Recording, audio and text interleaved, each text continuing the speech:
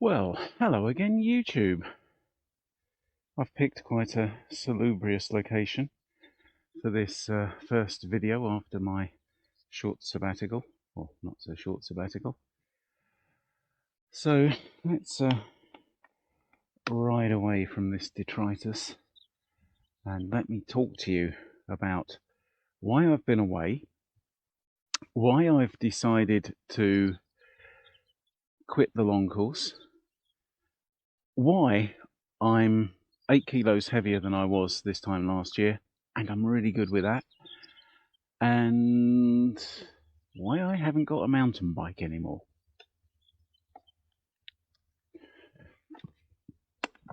Oh, and why I've bought a car.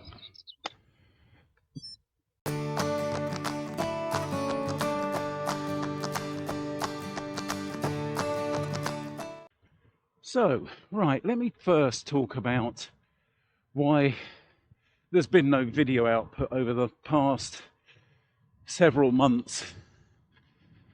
Do you know what? It could even be 6 months. I don't know. Yeah, it probably is 6 months. It's as simple as this. If I haven't got content to make that I think is going to be interesting or useful to other people, I don't make content. You know, I'm not much of a vlogger. I do follow some vloggers and I find them incredibly interesting, but I'm just not good at that type of content. So anyway, I do have some updates that I think might be interesting. Probably not useful, but they probably fall into the interesting bucket. So here we go.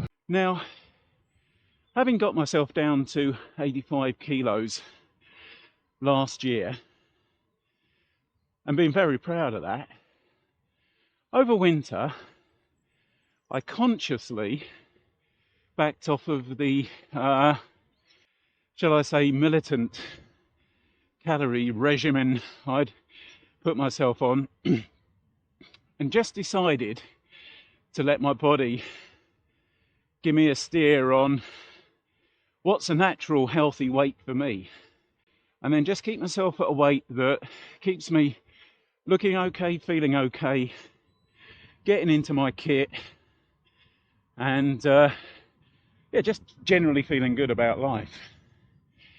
Right here, right now, I'm 93 kilos and I'm good with that.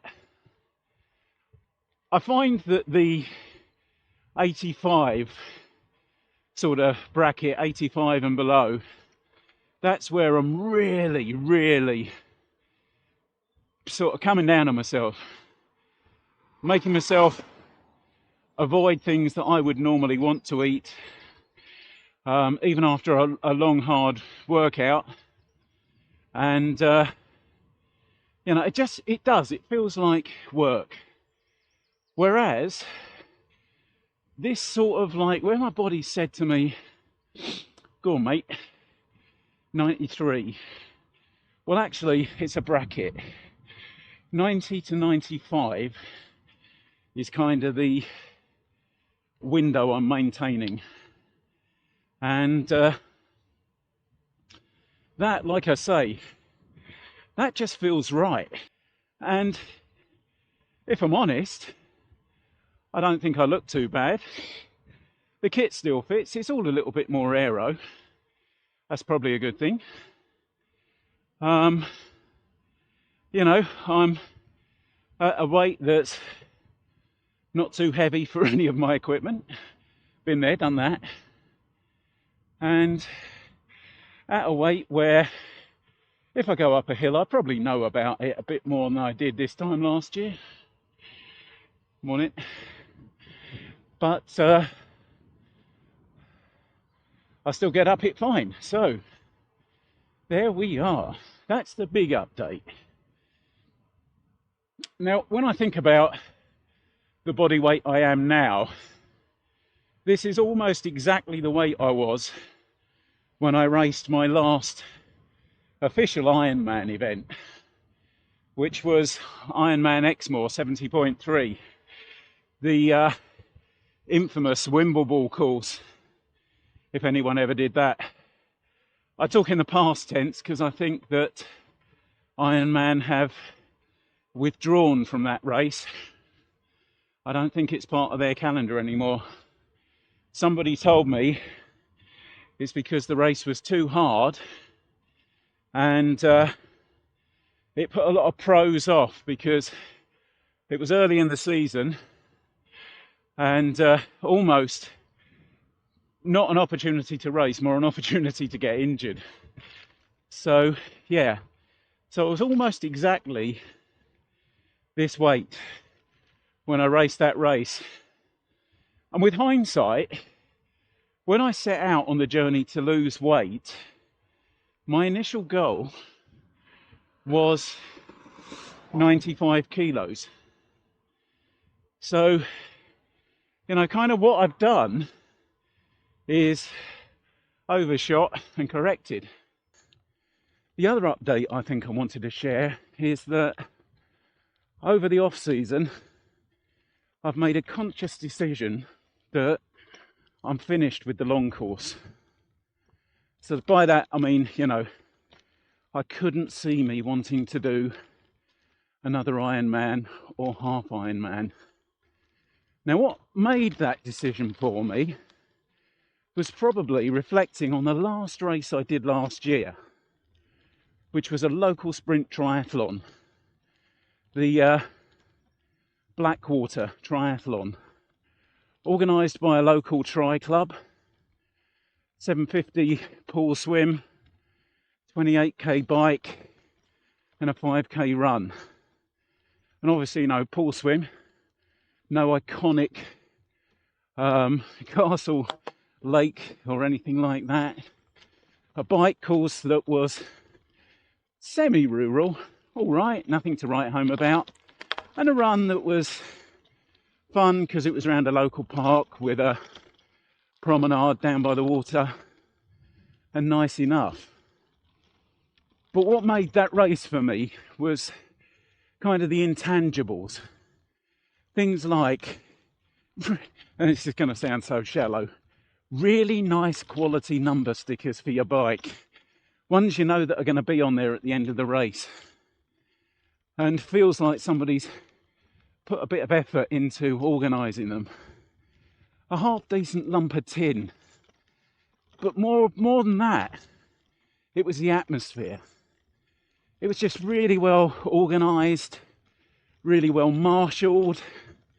You know, obviously being a tri club, all of these people, these marshals and organisers, they're triathletes themselves, probably given up their Sunday training to do this.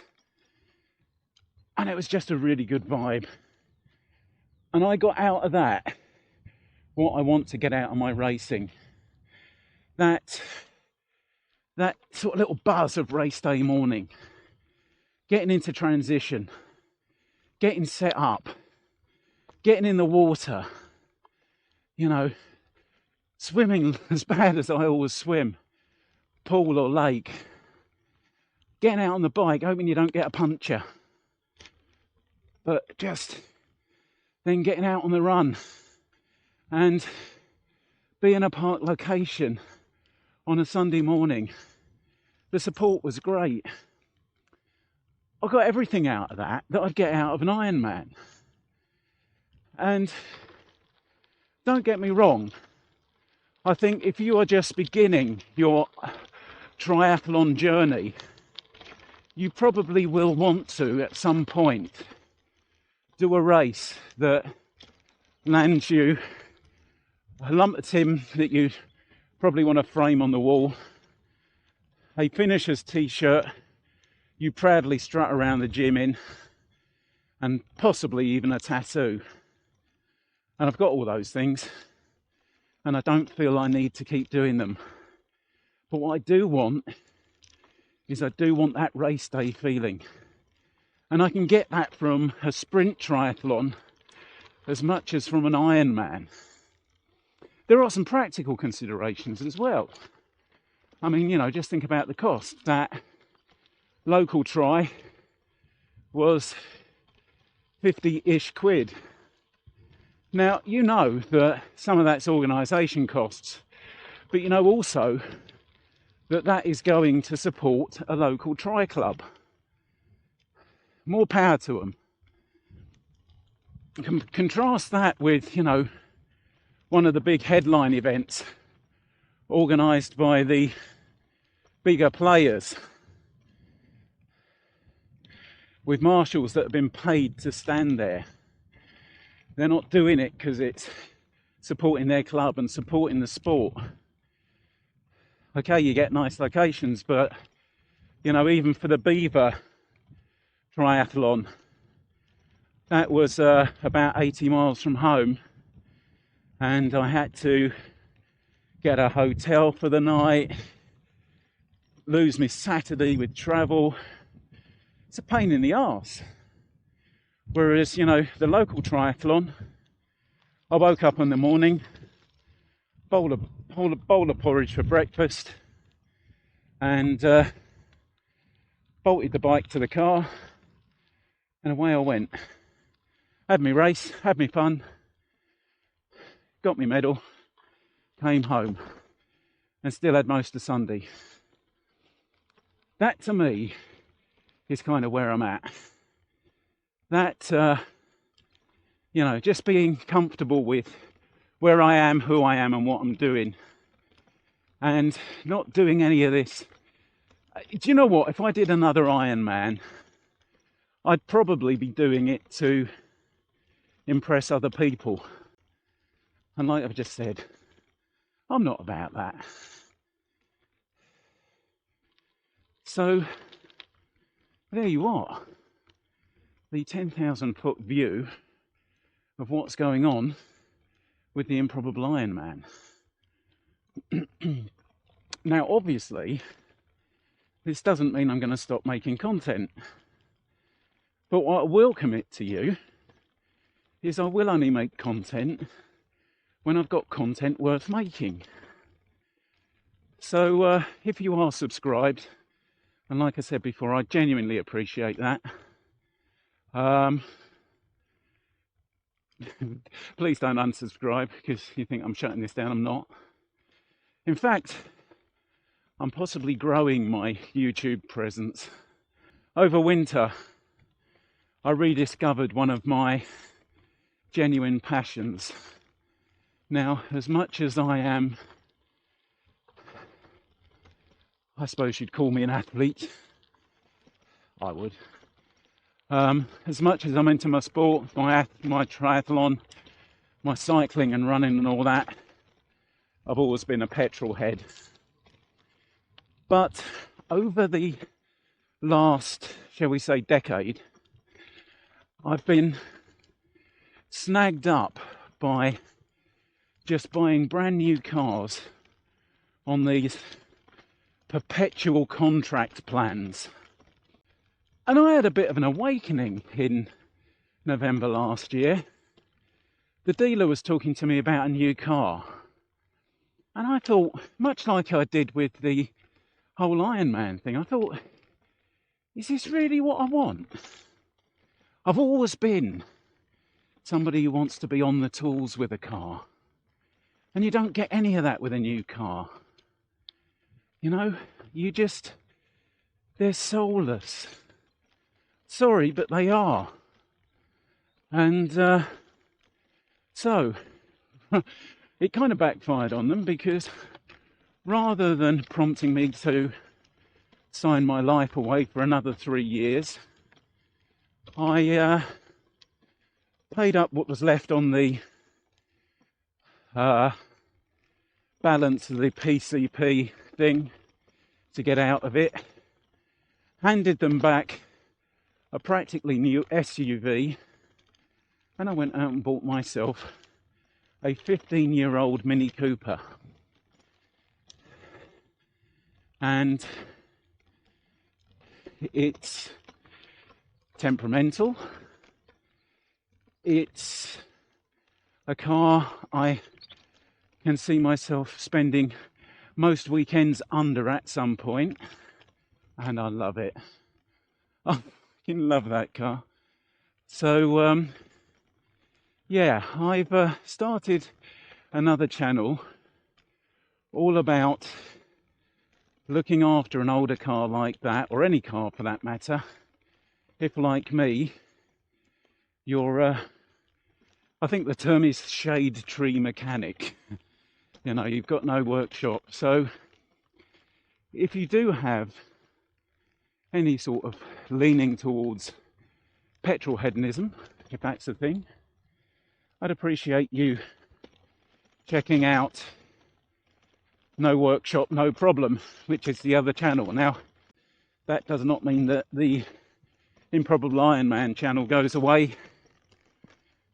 And hopefully, you know, I think what it might do is just inspire me generally to make more and better content. The other update is I've sold my mountain bike. So yeah, the mountain bike's gone. Now, one of the reasons for that, well, firstly, I wasn't ever going to do that bike justice. The old Caliber Triple B is a very capable bike, and when it comes to mountain bikes, I'm a very non-capable rider. And it was sitting in the shed. I'd take it out every time I needed to get in the shed to do something and just feel guilty about it. So I made the call and said, I'm going to sell it. Well, thanks for watching this one, YouTube. As always, if you've made it this far into this video, you have my greatest thanks, admiration and respect. I won't leave it so long between videos going forward.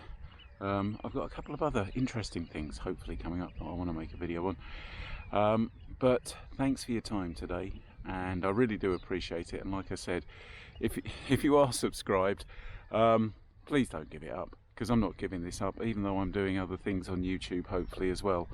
Anyway, you have a good day, and I will catch you in the next one.